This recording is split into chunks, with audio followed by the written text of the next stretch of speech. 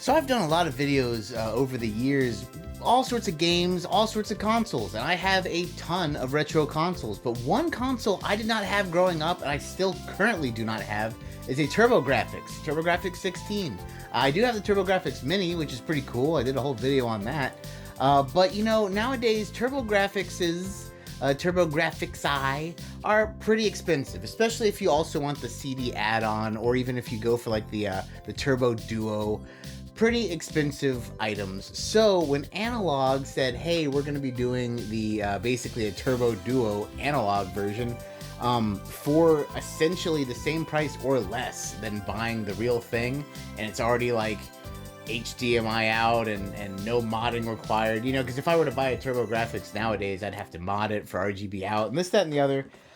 So I ended up jumping on the Analogue Duo. So today we're going to open up and test out the Analogue Duo. Let's go. So first things first, let's open this guy up. I've already started the plastic to make the process a little faster, but you know, the only other Analogue item I own is the Pocket and the base station and all that, which I did a video on a while ago. And that is dope. So I feel like this is going to be just as nice, if not nicer, because you know, you can only go up, right?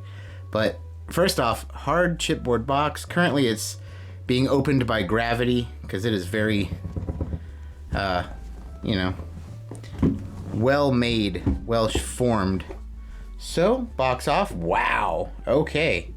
So here's the console itself, and geez, great weight to it.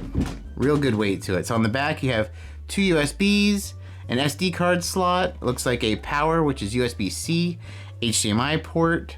The bottom has that kind of rubberized grip. You see it's like a zigzag. I don't know if you can tell. It's like a zigzag. So it's definitely not going to slide anywhere. Hue card slot. It's pretty wide. And an eject button for the CD and the power button. So that is what's immediately on top. Let's see what else is in here. We have a power brick, which is rare. You know, these things never come with power bricks. It looks like a USB-C cable with a little silica packet and a HDMI cable, a silica packet, and what is this?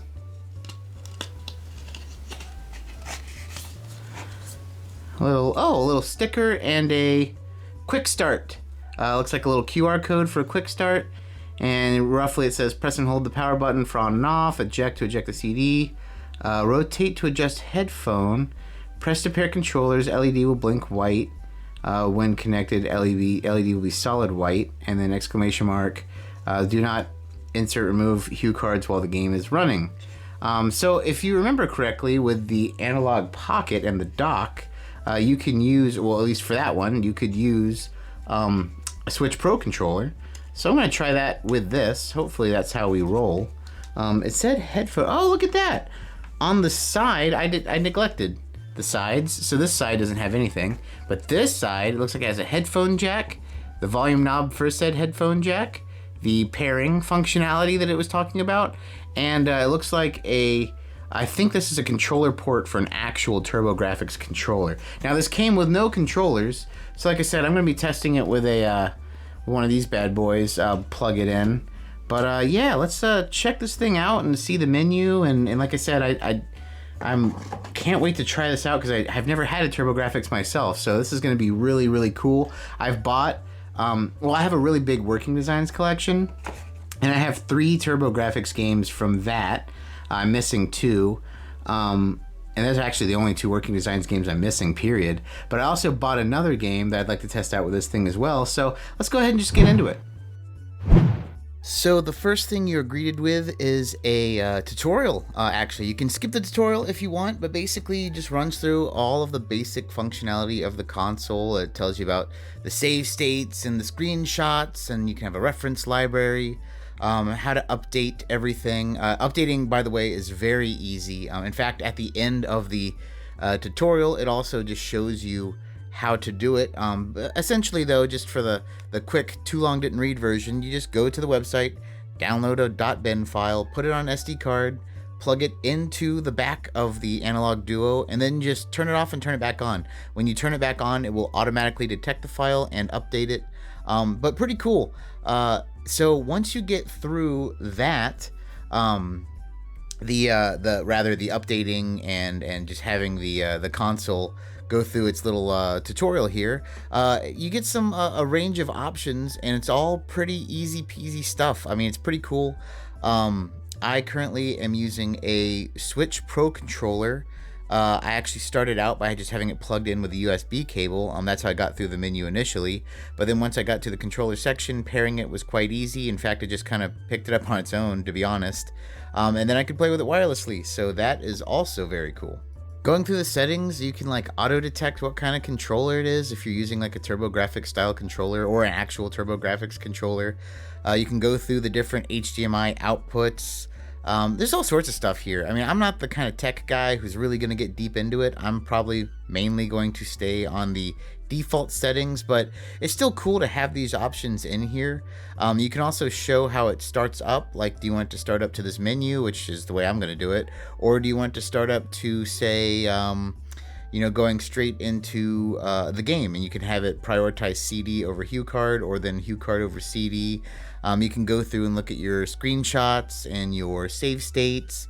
It's pretty useful, pretty cool little menu, but it's the exact same menu if you're used to the Analogue Pocket, which I've reviewed on the channel before. If you liked the way the Pocket was, this is pretty much the exact same thing. But then on to the games itself. So I admittedly do not have many or really any Turbographx games. I should have prepared a little more and bought some more, but I did get one game that was kind of neat. I actually picked it up a while ago. It's a Japanese game called like Cyberweiser.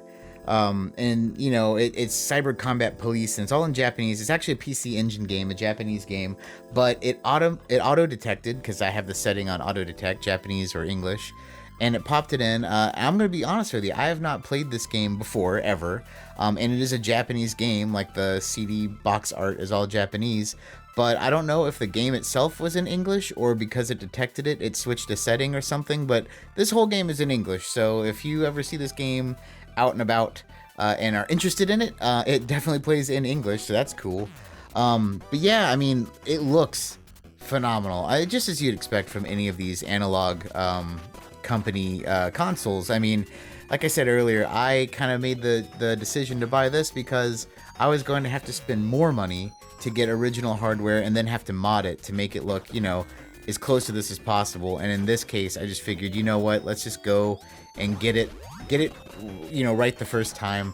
I think this is a cool thing, but just the gameplay speaks for itself, right? I mean, check this out. It's looking really crisp. I will say, as I'm recording this, I'm also looking at my capture footage, and I know this is kind of lame, but I swear my capture card version, like the footage you're watching now, actually, in a way, and it's not very much, but it looks a little worse than on the TV. That is to say that it looks even better in person. But hey, that's just my kind of thoughts. I mean, check out this game. It's a neat game, a little beat 'em up kind of thing. I had to look up some of the controls as far as how to transform into the robot version online because, like I said, it's Japanese, so the whole manual is in Japanese. But, I mean, this thing is crisp, and I'll tell you what, it was literally plug and play. I plugged in the controller to USB, it auto-detected it. I plugged in the HuCard, it auto-detected whatever region, and it just went. It just goes. So, if you want a very nice, very clean option that's HDMI out, really good quality, I think this is probably the console for you.